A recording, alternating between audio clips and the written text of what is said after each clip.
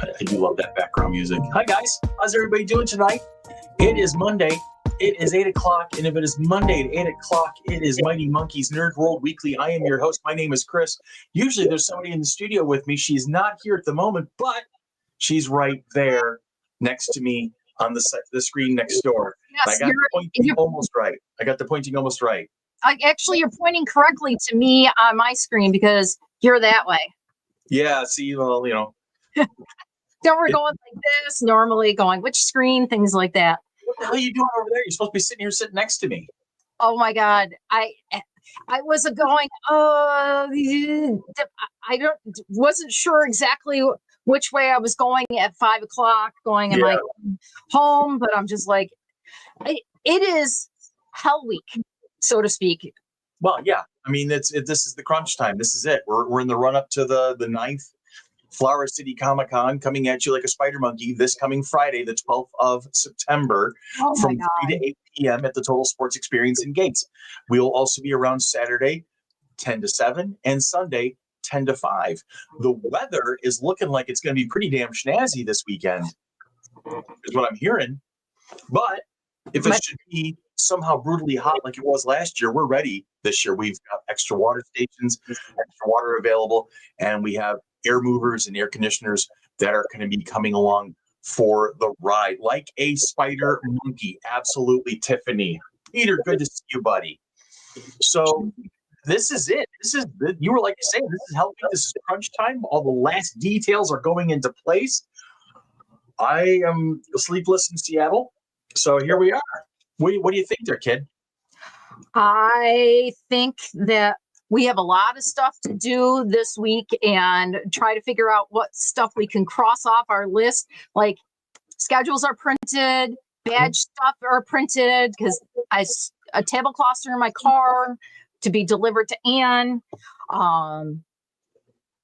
We have to pack up the U-Haul Wednesday afternoon after work. After Dan gets it and start loading everything in with the tablecloths and the garbage cans and the green room stuff and all Dan's stuff that he usually is taking 12 trips back and forth from his house. Tiffany Ayala is going to be at section D14 on the vendor floor. We're looking forward to seeing you, Tiffany. Exactly where D14 is, I am not 100% certain, but it's somewhere between D13 and D15, I'm assuming. Got it. I can narrow it down only a little bit more than that, I think. Exactly. She'll be on the main floor. She'll be on the main floor at the Total Sports Experience in Gates, 880 Elm Grove Road, right off the 531 Expressway. So, I mean, we'll figure it all out. Wander around, you'll meet her. Yes. So I know middle front row. There you go. What's that? She said she's in the middle front row. Right. I mean, I could have pulled up Brian's map on my computer over here. Look, I even pointed the correct way because my screen's this way. It's clearly on the map. Yeah, the map is different, Peter, that you guys will see versus what the vendors will see. Yeah, right. I don't see a floof. I saw her earlier. The floofs are keeping Melissa company at the moment. Oh, yeah. They're out of your hair. They're out of my hair at the moment. Yes. Juno will be sure to make an appearance during our last broadcast on Monday. Yeah. So hang on, we have a possible floof sighting here. Come here, baby. Oh, she heard her name. Boom! There you go. Juno. And Melissa's saying hi to everybody. She's waving along. So hi, Juno. Say hi, Juno. Okay, because I had to do it for Elizabeth Rice. Puppy. Yes. So, okay, my tangent is done for right now. So, hey, what are we up to tonight? We are going to look at the works of Amy Aker and D.B. Woodside. So I have my handy dandy phone because I don't want to go like this and read and have my face to the side for you guys. So what do you want to talk about first? It does not matter. I just have to Google. Let's go alphabetically. Amy. Okay, Amy it is. This beautiful young lady right here, actress and person of interest, the gifted Angel, which is her big one, and Alias as well. She had a wonderful little video that she sent to us to advertise that she was going to be at FC3 this weekend. Mm-hmm. It's on our Facebook page. So if you get a chance to go watch it, that would be great. Oh, she was adorable. Oh, she is. I can't wait to meet her. This is going to be phenomenal. Is the first two pictures from Angel? I know the first one is because the last season of Angel, she becomes like an evil god kind of. Her character has a really weird story arc. I don't know if the middle one is from Angel as well. I see the inset at the lower left corner of that middle picture, so maybe, but I didn't watch Angel as prolifically as I did Buffy. I don't know. Yes, it says it on both with a watermark. Yeah. I don't know if I finished Angel. I am not 100% certain. Yeah. So I would what do we have think about her? What do you got? What do you got on your list of cool things to talk about? Hold on. This is a rare opportunity for me, by the way, with you not in the office here with me. I'm putting my feet up, got lights down. I'm just chilling. I know. It's like you never get to have. I think I've done yet. Let's see. There's a lot of stuff. She has been in 68 different things where she's got credits for. Wow, she's been busy. Yes. Most recently is an episode of Chicago Med. Okay. So she's still active. Yes. And that's good. Her character through seasons 2 through 5 was a woman named Fred Burkle, whose body was possessed by a demon called Illyria for the remainder of the 5th and final season. 2 different pictures. Gotcha. Illyria. That's all right. Hi, John. And this is why we have Andy Jr. Absolutely. Andrew's been a godsend for this show. God knows I'm out of ideas. Right? Oof. Oh, her name was Winifred. Huh? Peter says I need a glass of wine or a bottle of beer. I'm going to settle for some water for the time being. Although Monday will be our post-game show. Monday will be our post-convention rundown of everything that happened over the course of the weekend. And I can't believe I'm saying this. I've said this once before, but this time there's a finality to it. I mean, it's so weird. It'll be my last Nerd World Weekly, Nerd World whatever ever. So I will probably be drinking. Emily. Well, I think a lot of us will be drinking con weekend, a lot of water. Yeah, well, I'm going to make sure to have some electrolytes too. I'll do my little Propel packets and whatnot. Yes, I actually got a couple. I think the liquid IV. Mm-hmm. So, because I think I hydrated pretty well, but I didn't actually it was just water. So I was running low on the actual things I needed. So that's why I was a mess. Stuff that we need to have in your body. Yeah. Yeah, Dolly, seriously, the 9th show is only a couple of days away. That's wild.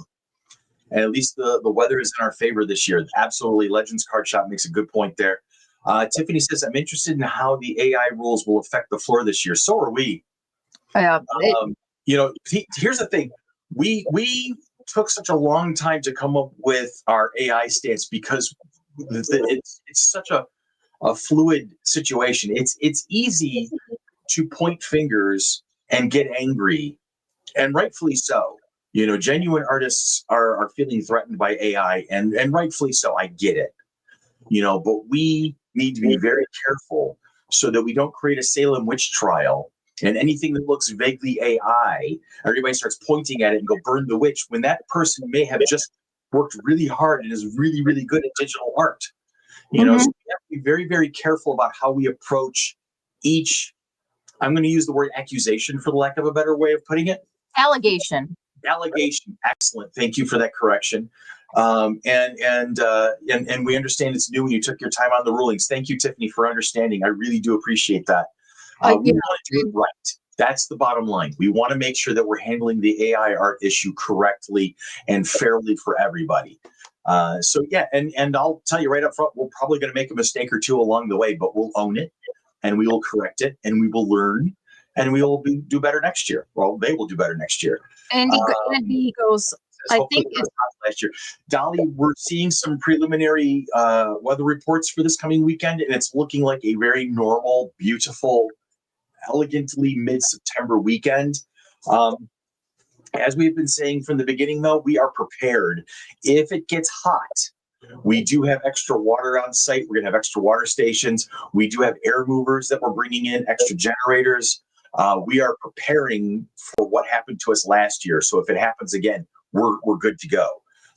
We have that on deck circle, as it were. Andrew goes on to say, I think enforcing honesty is a way to put the decision squarely in the hands of the consumers, who I think it's fair to say should be making those decisions rather than the conventions. Yeah, but the convention should be involved, at least monitoring it to a particular degree and trying to at least, kind of mitigate the possible exposures. So we do have a responsibility to try and at least make things a little easier for folks. But, if something should arise, we now have a policy in place to work on it. And we were asking if people have used AI stuff and that they have license to use it, that they acknowledge it and they have it on their table, that there's the disclaimer that they have paid for the rights and for the usage of it. Exactly. Dolly, we don't want any fire drills either. But you know what the nice thing is? I'm going to talk about that for a moment one more time. I know we talked about it on several occasions in the past few weeks, but that fire drill was a fluke. It was a weird situation, but I am still to this day proud as all hell of all of the volunteers and staff of FC3 and the TSC itself. We handled it so well. And I was so excited to see just how smoothly everything went.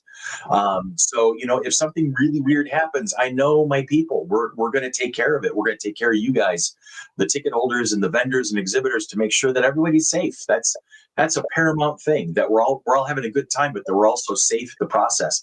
And I have full confidence in my staff, as always. I'm loving it. So excited, appreciate all the work you guys do behind the scenes. Thank you, Legends. We appreciate that. And that's phenomenal. It's just, I'm so looking forward to this weekend. I mean, it's for me, it's gonna be bittersweet, obviously, as it's my last, so I want to go out to the sunset and wander away from the venue, knowing that we did our best job. And then I sent you guys off into the future, happily ever after. So more FC3s to come. But it's going to be a wild week. We're going to have fun this weekend, like we always do. It's going to be a thing. Yes, Tiffany, I announced this about 2 or 3 weeks ago. I personally am in the process of retiring from the board of directors of FC3. It is my last. I have been involved in this project for 10 years. I am one of its founding members, and I'm exhausted. I'm old and tired, and I have other things I need to be working on at this time. So I will be backing away and leaving Dan and Ann and Tanya and Brian and all of our new folks, Kat and Matthew and Jeff and Sean. They will be carrying on, and they're already deep in the planning of Show 10 for next year.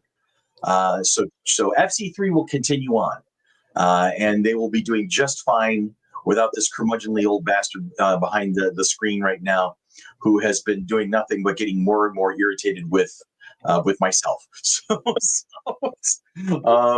So yes, it's time for me to write books and play with my grandchild and play with my dogs and go on vacations and do more things. So. Mm-hmm. And I'll be loitering around, once in a while I may pop up into a Monday night podcast or a podcast, or I'll probably be loitering around. I'll be loitering around most likely as a ticket holder next year somewhere. Maybe I'll even be doing cosplay next year. Who knows? That would be funny. But you cosplay every year. What's that? You cosplay every year. Cosplay is my favorite fantasy character every year. Somebody who actually has sleep and is financially stable. They do not have Uncle Jesse hair. No, I don't even have Uncle Jesse hair anymore. I got chopped. I got chopticated. So now that we have been derailed at the station.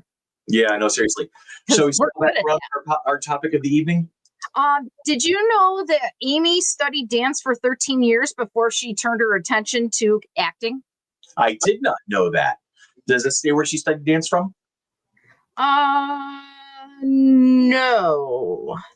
But I want to say she's a Texas native and a graduate of the Southern Methodist University with I'm assuming a bachelor's in fine arts, a BFA. Interesting. In acting. So she has a dancer frame when you look at the pictures of her. She's definitely, you see that. She's very live, very willowy, so definitely I can see that. And I wonder if she still dances from time to time. I would imagine so. That's one of those things that gets in your blood. Yeah. Oh, let's see. What was her very first title? What was her very first credit on IMDb.com? What's her first acting gig, as it were? Loading. No, that's biography. Hold on.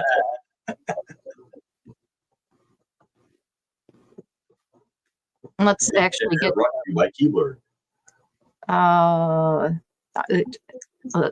Where did my IMDb go? Oh, there it is. You're home. I'm here. Oh, Andrew's like Wishbone. Wishbone? Okay. I think I know. Wishbone's about the dog, I think. Is it like a kids program? Yes. It was a kids program with a dog. I remember that one. I don't know. Fat lot of good you are. I'm sorry. You gave up on me. Oh, that's rude. That's all I am now. Rude and not ginger. That tangent brought to you by Keebler. Stuffing L's for over 100 years.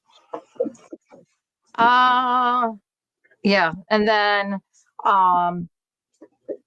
I need to go back and watch Catch Me If You Can, because the one with Leo and Tom.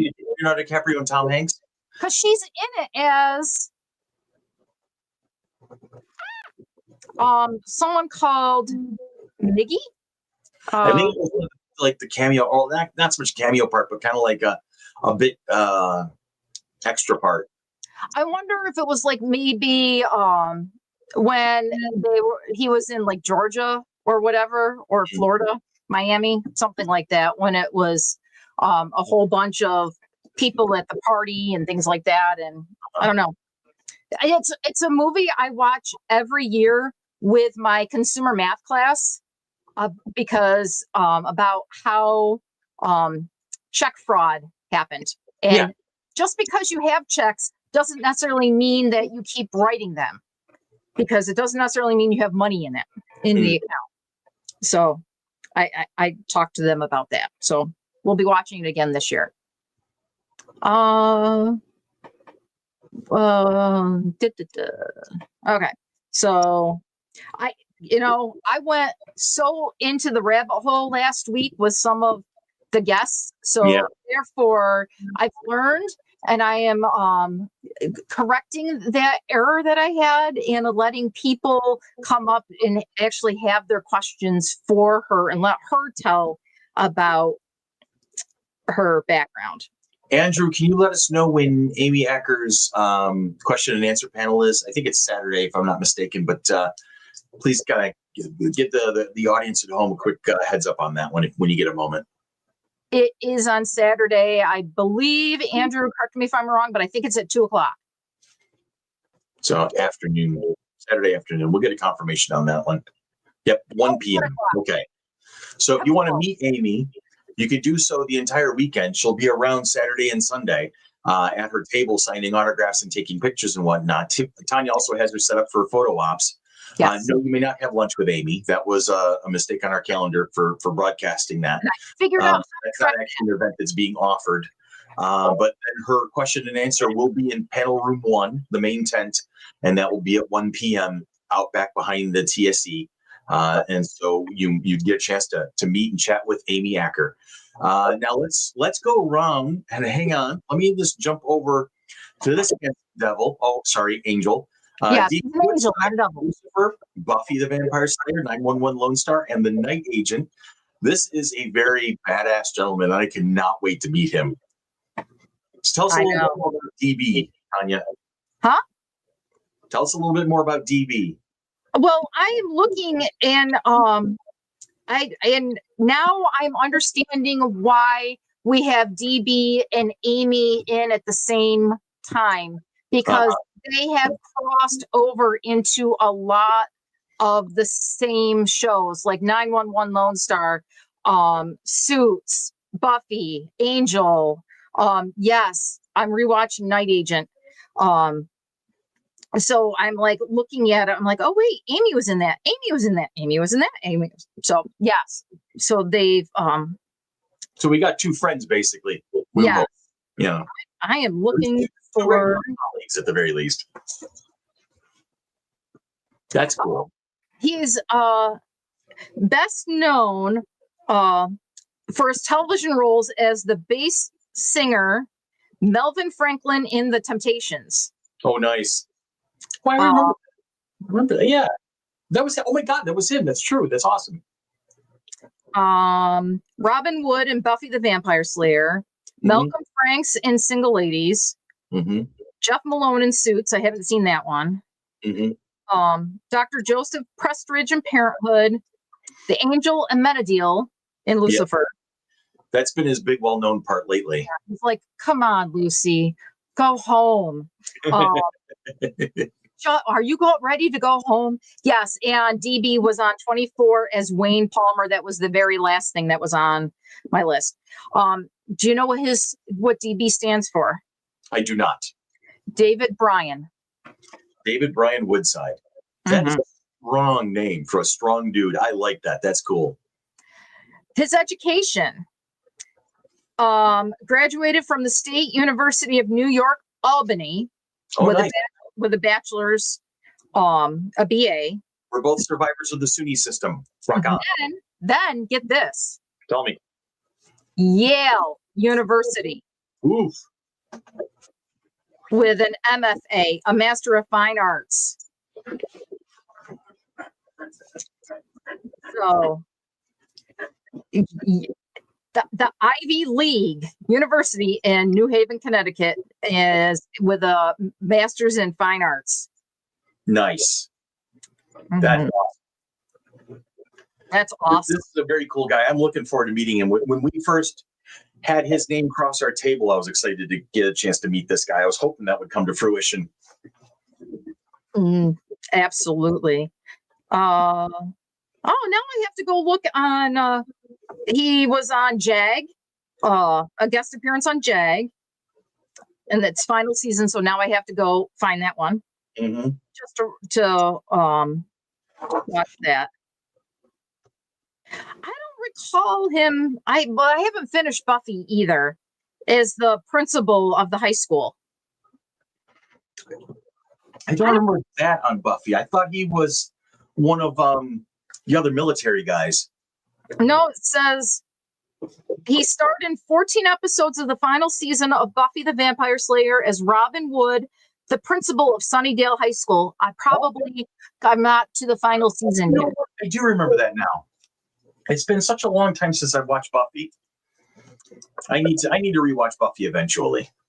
Yes. That was a fun show. Everything that he's been in, it's like the most recent was The Night Agent, which is a great TV show. If you like kind of like the a little bit of a crime thriller. I speak English good. That's okay. Juno's like, you need a bath. Yeah, I know, right? Usually that. That's her. She has a new nickname in the house. We call her the Miami Slurp Machine. Can you hear my kid? Yes. Only because I know what to listen for. Yeah. I'm in the basement. My kid's on the second floor. Yeah, so, we also have very insulation in the interior walls, and you also have you're right near the heat ducts, so it carries right down through the channel. I need to send him a message. Are they doing a new Buffy? I think there is talk of a Buffy revival going on. I don't know how far that's gone into development at this point. Maybe Andrew has some insight on that. Hey, stop it. I'm trying to help you. Famously appeared in the Buffyverse, though not together. Does the franchise hold personal meaning for you? And with the continuation on its way, what keeps it resonant even today. It's already filmed. Okay, cool. So the revival has already been filmed and is on its way to screens soon, I'm assuming. Here's the thing. It came out in the 90s, right? So I was already in my 20s and I'm a white guy, right? So Buffy was not empowering for me. It was fun to watch. It was interesting to see teenage angst kind of thing being represented. I got a kick out of the banter. I got a kick out of the storylines. I thought they were very well developed characters, right? But I was not the target audience. And I can appreciate the show for what it did and what it created. I also know that I know several people who watched it that were not me. They were not, good old fashioned, white guys. And they were so overwhelmed because they felt represented for the first time. And they felt like they could see themselves as the hero of the story. And that to me is incredibly important. And I think that's where the value is. And that kind of transcends generations. That kind of a story, that empowerment can be appropriate even today. It will still be relevant. And I think the fact that Sarah Michelle Gellar herself is driving this revival is extremely important. So let's see, Chloe Zhao, Nomadland Eternals directing Nora, and Lila Zuckerman from Poker Face wrote. Some returning writers from the original series. This is amazing. I mean, what you would be good at is Tony and Ziva. That was what you were shaking your head, or you're nodding your head at? And then I just sent the message that I need to watch the first episode, and I agree totally. There so that's coming from me. And when the show came out, yes, very empowering, awesome. See that? So that's your jam, so to speak. Yeah. Whereas Buffy the Vampire Slayer is Christy Swanson. Yeah, I remember the movie and just kind of being. I watched the movie. And I thought it was interesting. It was fun, but it wasn't anything I took seriously. And then when I heard there was a TV series coming out based on it, I was like, really? And so I really didn't go into watching it right away because I was like, but the movie, why are we doing this? Why is this a thing? And then I started watching it later in the 90s when I was starting to do reruns and whatnot. And I was like, oh, now I get it. Okay, now I understand it. Mm-hmm. So I feel as though I don't have time to watch everything that I want to watch. Like I haven't finished Buffy yet. I haven't finished Angel yet. Yeah. I have finished The Night Agent and I'm working on it a second time. Yeah. I finished Supernatural twice. You finished all of NCIS 3 times. That took you 40 years. Not 3 times, but I am up to date on NCIS, but I'm not up to date on NCIS Tony and Ziva. So what are you slacking off on for it? It was something that the show just started last Thursday, like less than 5 days ago, and we're leading up to our 9th show. So I've been a little busy, just a little bit. Every like this video gets, I will hug Juno twice. Would it have been better with Christy? No, I think Sarah Michelle Gellar brought a much better dimension to the Buffy Summers character than Christy Swanson could have. It was like a fresh, younger, because Christy Swanson at that point, it would have been older. I don't think she would have passed as a high school student anymore. Right. Type thing. Christy also has the mindset. She was an up and coming movie star. I mean, her star really never caught fire like other actresses have, but she was prevalent in the movie medium. I don't think she really had the mindset to carry a TV show, to be honest. So that's another thing. But I think Sarah Michelle Gellar is Buffy, and you don't replace that. You can't replace that at this point. So it's like trying to replace Viggo Mortensen as Aragorn in the Lord of the Rings movies. It's just that it doesn't fit. Nobody else fits in that part. Right? Yeah, it's like I know we've done lots of podcasts of like if we were to recast certain things, who would we do? But there's certain things that or we couldn't do it. Yeah. I just leave Buffy cast alone. I don't see recasting anybody as going to get you anywhere better. I mean, Anthony Stewart Head as Giles, Allison Hannigan as Willow. Everybody was good. Everybody was where they were supposed to be. You know, Charisma Carpenter is as Cordelia, the works. I mean, they're all good. You know, so it would be hard pressed to say, you know, this person would do a better job or this person could have done a better job. That's I can't do it. I think they all bring their own nuances to the characters. Right. So even if you were to reboot or do a one-off or whatever, it still it would have a different flair because of the characters. Mm-hmm. Mm-hmm. So that's good. That's very good. So gang of my heart, friends, family, and all points in between and beyond, you get to meet Amy and DB this Saturday and Sunday at the Total Sports Experience in Gates, 880 Elm Grove Road, right off the 531 Expressway, right here in Old Monroe County.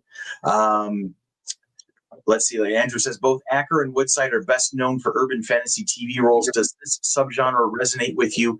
And what do you think makes such a key part of genre fandom? Why does he make me think? Because it's your job. I know. So you'd like to get in for us, would you, Dolly? That would be awesome. Andy Jr., it is 8:30 on a Monday night, and I'm exhausted from being locked in my classroom from 8:30 to 10:30, and then again from 11 to 1. So I can't think like that. Well, just to kind of brush past it, best known for urban fantasy TV roles. I think urban fantasy has a resonance with so many different people because we are connected to that. It's basically us at home. You know, we live in cities. It's modern. It's something we can identify with. It's something we can resonate with. So I think that's what makes shows, you know, set in that kind of a thing easier to deal with. Oh, here comes more floof. So to answer your question, but that's going to be a conversation for another day, another podcast. But for now, any final thoughts there before show weekend, kiddo? I was going to say, in looking at Andy's thing, I didn't grow up in the urban environment. I grew up in a rural environment. So it definitely does not resonate with me because now I live in the suburbs, not an urban area. One of the things Henrietta is part of the city? My mom thinks Henrietta's part of the city, but I know that it's in the suburbs. So, but my mom, no. She thinks coming up to Marketplace Mall is coming up to the city, or coming up to my house is coming up to the city. So, we were at yesterday. We were at Genesee Valley Park for Tyler's senior pictures. Yeah, I told her she was in the city. She goes, I know. Tyler Senior or Rikers Senior? Rikers. Okay, I thought you said Tyler for a moment. Oh, did I say Tyler? I think you said Tyler. But okay. You've had a rough day. I understand. I'm not going to harass you. So, anyway. Yes, you are. So yeah, we were walking around and she's like, wow, it's really nice over here. But she's like, I wouldn't come here by myself. I'm like, you won't come to my house by yourself. So unless I go get her. Yeah, well, it is what it is. All right, friends, is tired. This is the last time you'll see us until the show. So we hope to see you all at the show, especially you, Sean, since you work there. I'll see you tomorrow, Sean. Friday 3 to 8, Saturday 10 to 7, Sunday 10 to 5, 880 Elm Grove Road, the Total Sports Experience in Gates. Plenty of free parking, both on the grounds and across the street at the Rochester Tech Park. We will have a golf cart or two wandering around, shuttling people back and forth. The weather's looking like it's going to be pretty much a normal September, so it's going to be nice and comfortable for everybody. Should it get hot, we are prepared. So if we have another weekend like we did last year, we will be prepared for that. We're going to take care of you guys as best we possibly can. And that's it. Like I said last week, this is it for me, guys. So I want to take pictures with you. So if you see me wandering around, feel free to come up and let me get selfies with all of you. Because you are the reason that I hung in there for 10 years and helped produce 9 of these at Flower City Comic Cons, is to see what's on your faces and to hang out with all you all. So I'm looking forward to seeing you guys all this weekend. And then we are going to wrap it up on Monday. And that will be a show of shows. So we'll have some fun there, talk about what happened. And then that will be the end of Nerd World Weekly for the 2025 season. And I know Andrew and a couple of the others already have some great ideas for the next season of Nerd World Weekly. Tanya, I know that you're going to be dragged along whether you like it or not. I just have a quick question for you, Chris. Fire away, Tanya. When you're doing the selfies with people, are you going to be as animated as the Coca-Cola bear? I don't think I had that level of energy. That guy was amazing. That was one of my favorite mascots of the late 90s and early 2000s. He was awesome. Who was ever in this? Knows what we're talking about? Google the Coca-Cola mascot and animated bear, and when they were doing like the meet and greets or the promos, but it showed up in either TikTok or Facebook this week, and it was hysterical. Tiffany, thank you very much. I appreciate it, and we appreciate you, Chris. You guys have always been a great contributor to the show. So, all right, friends, that is going to be a thing. That is going to be a show. So I'm going to hit this button here, this button here. And so you have a great week. Have a safe week. And we will see you this weekend. At the end.